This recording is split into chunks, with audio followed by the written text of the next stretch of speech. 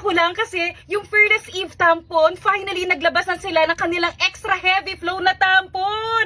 Ayan o, grabe. As in, sobrang saya ko talaga. Kasi di ba mga girly dyan, kapag first 2 days ng menstruation natin, as in, sobrang lakas talaga ng flow eh. Ito yung for regular flow, tapos ito naman yung heavy flow. Kaso sa heavy flow, kapag first 2 days ng mens natin, tumatagos pa rin talaga eh, agad na pupuno. Kaya, naku, life-changing talaga tong bagong nilabas ng Fearless Eve, yung kanilang extra heavy flow. Nakakatuwa talaga. So, ayan, demo ko sa inyo kung paano nga ba ini-insert tong tampon sa kifi.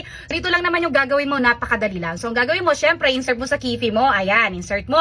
Ayan. Siguraduhin mo walang nakalabas na tampon na ganyan ha. Kasi pag may nakalabas na ganyan, mafe-feel mo yung discomfort niya. So, dapat talaga, i-insert mo siya properly. So, ganyan. Ganyan po. Naka-insert siyang ganyan yung tampon. Huwag po kayo mag-worry. Hindi po papasok sa cervix yan. Nandyan lang yung tampon. Hindi gagalaw-galaw yan. Hindi katulad sa mga napkin na, alam mo yun, lagi kang merong ginaganon sa ano mo, diba? Kasi feeling mo nawawala siya sa pwesto. Bakit nga ba ako nagtampon? Based po sa experience ko, mas comfy talaga yung pagkilos ko. Lalo na kami mga teachers, diba? Tayo, upo, lakad sa classroom habang nagdi-discuss. Pero kapag nakatampon ako, alam mo yung parang wala kang mens eh. Ganun yung pakiramdam talaga. Basta i-insert mo lang siya properly talaga sa kifi. Dito yung sizing ng mga tampon nila. Regular flow, ito naman yung heavy flow, and ito naman yung extra heavy flow. Though yung extra heavy flow, medyo malaki talaga siya compare sa dalawang tampon. Pero kapag in-insert mo yan ng maayos talaga, hindi mo ma-feel yung discomfort niya. At para matest yung absorbency ng tatlong to, at para mapatunayan natin kung ba tong extra heavy flow kaya tayo ipaglaban sa first 2 days ng mens natin. So nag-prepare ako ng 3 cups para makita natin yung absorbency nila. So yan, excited na ako.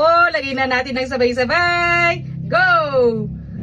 Hala, sino kaya magwawagi? Hala, ang galing! Ayan, kita nyo? So, gawin natin, ikot-ikot natin ha, ayan, para talaga ano, mahigop lahat, ayan. Ganyanin natin, kasi hindi pantay yung aking baso. Ayan, ganyanin natin, para talaga mahigop ang mga kailangan mahigop. Ikot-ikotin natin para mahigop talaga yung mga kailangan mahigop.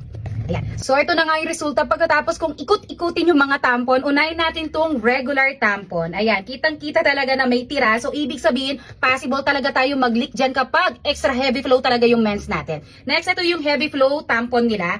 Ayan, halos maubos pero meron pa rin natira eh. So, yung natira na yan, possible talagang tumagos tayo dyan, di ba? Yan yung dahilan bakit naglabas yung Fearless Eve ng kanilang extra heavy flow na tampon. Girl, kasi di ba, ang lakas ng mens natin kapag first 2 days eh. Ramdam nyo ba yun?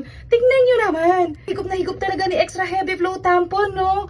Ang galing, no? More tagos na talaga sa first 2 days dahil dito. Kaya sa mga hindi pa nakapag-try ng Fearless Eve tampon, ako na nagsasabi sa inyo, life-changing talaga sa ating mga kababaihan yung pagsuot ng tampon. Kasi very comfy talaga yung pagkilos, yung feeling na parang wala kang mens. Ganun yung pakiramdam niya eh. At syempre, hindi mangangamoy lang sa dahil nasa loob. Kaya ano pang hinihintay mo? Yan yung yellow basket, i-check out mo na at huwag mong kakalimutan tong extra heavy flow nila na talagang magagamit natin to kapag super duper heavy ng flow natin lalo na sa first 2 days. So alam na, i-check out mo na!